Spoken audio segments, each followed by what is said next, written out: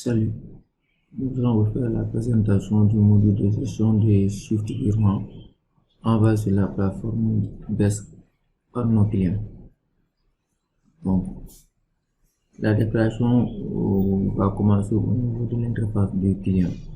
Le client, à partir de son interface que vous voyez ici, précisément au niveau de l'onglet signaler un virement, il a la possibilité de déclarer un virement déjà effectué auprès de sa banque.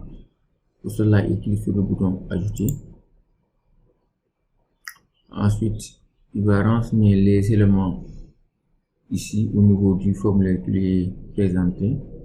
Et là, à droite, vous avez les instructions de paiement que la banque nous a fournies. Ces instructions ont été introduites au niveau du formulaire, ce qui va permettre donc à chaque client, avant de faire son virement, par rapport à la devise souhaitée, de pouvoir télécharger les instructions de paiement qui ont été fournies. Donc, ici, on va commencer par renseigner la banque. Je mets BNP Paris. Je vais mettre le montant du virement. Supposons c'est 500 €. La devise. La devise. La date de virement. Je prends la date du jour. La date d'exécution, ça peut être le même jour. Et la date de vol, c'est-à-dire la date à laquelle les fonds vont être reçus. Je vais prendre le 2 février. Donc, après avoir effectué son virement auprès de sa banque, donc il y a un Swift qui lui est remis un ordre de virement. Donc, il va les télécharger après avoir les scannés au niveau du formulaire. Il va télécharger l'ordre, il va uploader l'ordre de virement plutôt. Et ensuite, il clique sur le bouton valider. Donc, toutes les informations ont été saisies. Il va cliquer sur le bouton valider. Et là, le virement est automatiquement ajouté au niveau de son interface. En ce moment, le virement est à l'état en cours. Donc, il peut le soumettre au conseil pour validation. Voilà, le chiffre du virement est envoyé au conseil. Là, je vais me connecter en tant qu'agent de notre banque, à la banque, qui va intercepter le chiffre envoyé par le client et qui va à son tour procéder au traitement de ce dernier. Cela, je vais me connecter en tant qu'un agent de la banque.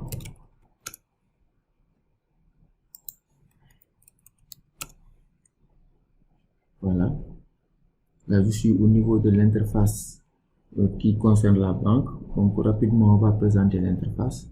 Donc, ici, vous avez les informations de l'agent qui s'est connecté.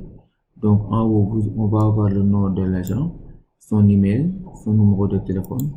Il a la possibilité de voir son profil. Voilà. Il a la possibilité, à partir de son profil, de modifier son mot de passe. Donc, ici, ce qu'il faut faire, toujours au niveau de cette interface, vous avez la liste de tous les chiffres virements envoyés par le nom client.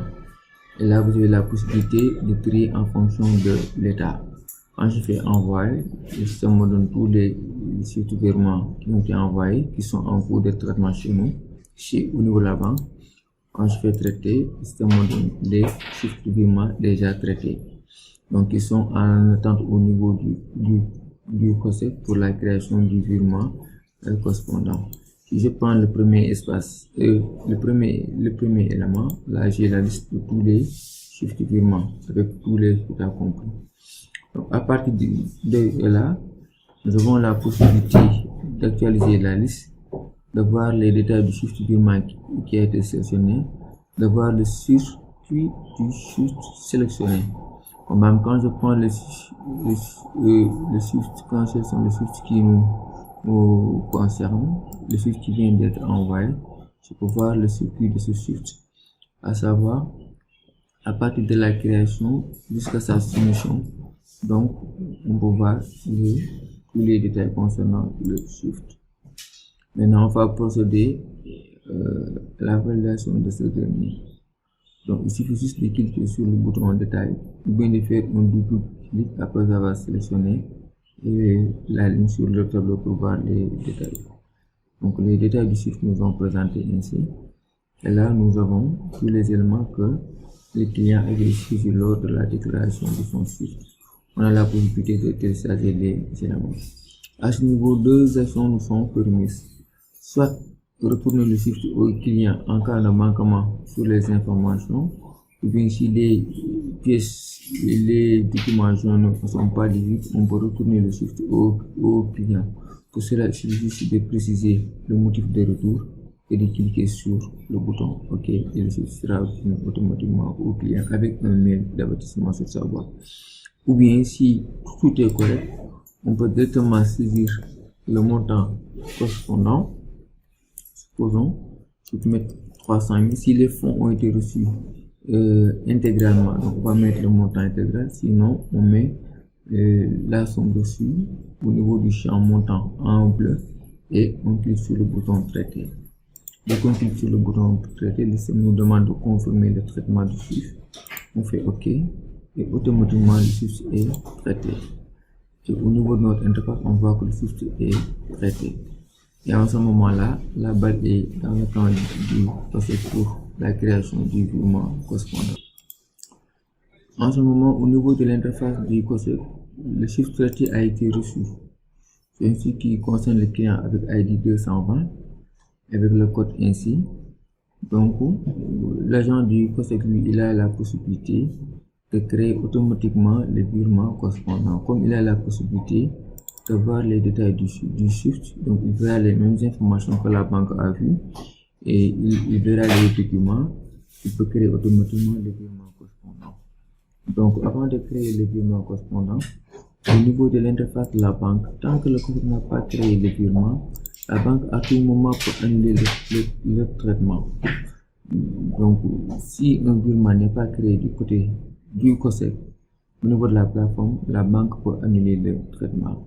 On verra que si le traitement, si le COSEC crée le virement correspondant, que l'annulation du traitement ne sera plus possible. Donc, on va annuler le traitement pour voir ce qui va se passer. Voilà. Et là, on voit que le SWIFT nous est retourné à notre niveau.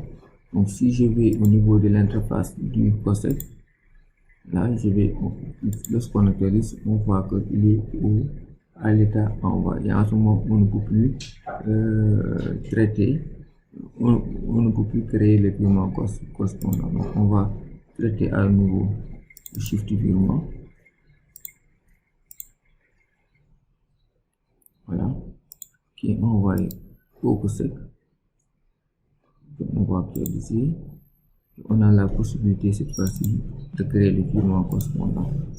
Dès qu'on crée le virement correspondant, voilà, le virement correspondant est créé. Et si on se positionne automatiquement sur ce virement pour qu'on puisse le valider.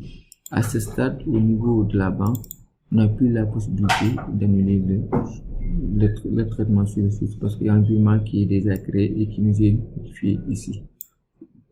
Voilà. Donc, le COSEC peut valider. Et la validation du virement consiste à créditer le compte du client du montant qui a été renseigné. Et en ce moment, le SWIFT virement est automatiquement validé. Une fois validé, il est automatiquement archivé au niveau des virements validés. Donc, si j'actualise, je ne vais plus le retrouver ici, mais je vais le retrouver au niveau de SWIFT virement validé. Voilà, il est là. C'est le dernier. Et si je clique sur voir le circuit, là, je vais voir toutes les actions qui ont été effectuées au cours du SWIFT virement. Donc, sur le SWIFT virement, donc, vous pouvez le voir. Donc, la déclaration, la soumission, là, je vois l'accord de la banque, l'annulation, l'accord de la banque à nouveau, la création du virement et la validation. Ce qui constitue donc les actions qui ont été effectuées sur le SWIFT virement. Au niveau du client, le client se va ici, on a toujours l'état envoyé parce que son espace va s'actualiser toutes les 5 minutes. On peut cliquer sur le bouton actualiser pour voir que le SWIFT a été validé. Je vais le retrouver au niveau de SWIFT validé, au niveau avec la banque BNP. Donc voilà donc, le circuit de la création et de la validation du SWIFT virement.